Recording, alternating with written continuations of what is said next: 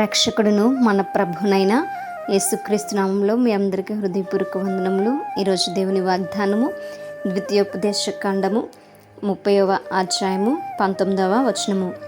నేడు జీవమును మరణమును ఆశీర్వాదమును శాపమును నేను నీ ఎదుటను ఉంచి భూమి ఆకాశములను మీ మీద సాక్షులుగా పిలుచుచున్నాను. హల్లెలూయా. మరి దేవుడు మన ఎదుట ఆయన జీవ మార్గం ఉంచాడు, అదేవిధంగా మరణ మార్గమును కూడా ఉంచున్నాడు. ఆయన మనకి ఎంత స్వాతంత్రం ఇచ్చాడో మనకి ఇక్కడ అర్థమవుతున్నది కదండి. ఆయన ఒక మార్గాన్ని ఉంచి మీరు ఈ మార్గమునే పయనించండి అని చెప్పడం లేదు.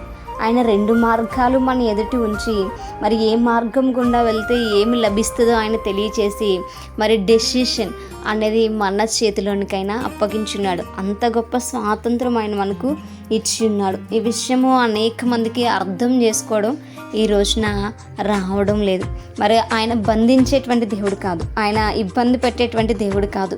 ఆయన మనకి పూర్తి స్వాతంత్రం ఇచ్చి మీకు ఏది ఇష్టమో అది చేయండి, అయితే మీరు చేయాలి అనుకునేటువంటిది మంచిదా కాదో తెలుసుకోండి, ఇది మంచిది ఇది చెడ్డది, మీకు ఏది నచ్చితే అది చూస్ చేసుకోండి. ఆయన మనకి మరి చాయిస్ని ఇస్తున్నాడు. మరి మనము మరి జీవ మార్గాన్ని ఎన్నుకోవాలి అని అంటే, లేదా జీవంలోనికి మనం వెళ్ళాలి అంటే మరి యేసుక్రీస్తు వారిని రక్షకుడిగా మనం అంగీకరించినప్పుడు మనము జీవమును కోరుకున్నట్టే. మనము మరి జీవమై ఉన్నటువంటి ఆ దేవుణ్ణి కనుక మనం వెంబడించగలిగితే ఆయన శాశ్వత రాజ్యానికి మనల్ని నడిపిస్తూ ఉంటాడు, ఆయన మనల్ని ఆశీర్వదిస్తూ ఉంటాడు అనేటువంటి సత్యాన్ని మనకి ఇక్కడ తెలియచేస్తున్నారు.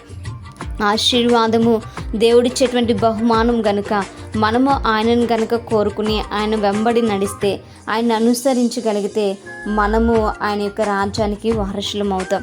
అలా కాదని కనుక మన మార్గము మరి యేసుక్రీస్తు వారు కాకుండా మరి దేనిని మనం వెంబడించినా సరే మనము శాపముతో నింపబడి ఉంటాము అనేటువంటి సత్యాన్ని మనకి ఇక్కడ తెలియచేస్తున్నారు. మరణానికి మనం పాత్రలం అవుతాము అనేటువంటి విషయాన్ని కూడా ఆయన తెలియచేస్తున్నారు. కనుక మరణం నుంచి మనల్ని దేవుడు తప్పించున్నాడు అనేటువంటి సత్యాన్ని మనం గ్రహించి మనం ఆ పాత మార్గాన్ని లేదా మరణానికి వెళ్ళిపోతున్నటువంటి ఆ యొక్క విశాలమైనటువంటి మార్గాన్ని, ఆ శాపాన్ని సంపాదించుకోవడానికి పరిగెత్తకుండా దాని నుంచి మనం విమోచించబడినటువంటి వారముగా జీవమునకు వెళ్ళేటువంటి ఆ ఇరుకైనటువంటి మార్గంలో దానికి దారి చూపినటువంటి మరి సృష్టికర్త అయినటువంటి యేసుక్రీస్తు వారిని మనం వెంబడిస్తే మన బ్రతుకులు మారుతాయి అనేటువంటి సత్యాన్ని తెలియజేస్తున్నారు. మనం ఏ మార్గము ఎన్నుకుంటున్నాం అన్నది మన పైన సాక్షిగా భూమి ఆకాశములను దేవుడు నిర్మించున్నాడు. కనుక మనము చక్కగా దేవుని యొక్క బిడ్డలుగా మరి ఆయన మార్గాన్ని ఎన్నుకునేటువంటి వారముగా ఉందాం.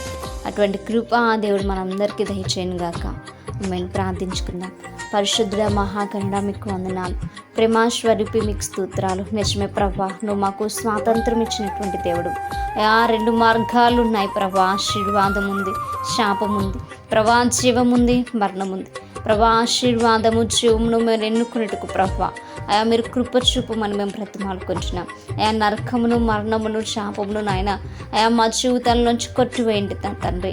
మీ మరణము మాకు జయమిచ్చింది కనుక మేము ఇక్కడను నాయన పాత దాంట్లో ఉండకుండా నూతనముగా మిమ్మల్ని వెంబడించేటువంటి స్థితిలో మేము ఉన్నట్టుకునే సహాయం దయచేయమని, యావత్ ప్రపంచము దీనికోసం ఆలోచించిన ఆయన వారి మనసులు మార్చుకున్నట్టుకునే సహాయం దయచేయమని ప్రార్థన దయచేసి మీ పాద సన్నిధికి చేర్చుకోమని ఈ శాత పరిశుద్ధ నామంలో అతి మిక్కిలి వినయముగా బ్రతిమలాడి వేడుకొని పొంది ఉంచున్నాం మా ప్రియ పరలోకపు మా కన్న తండ్రి. Praise the Lord everyone. May God bless you.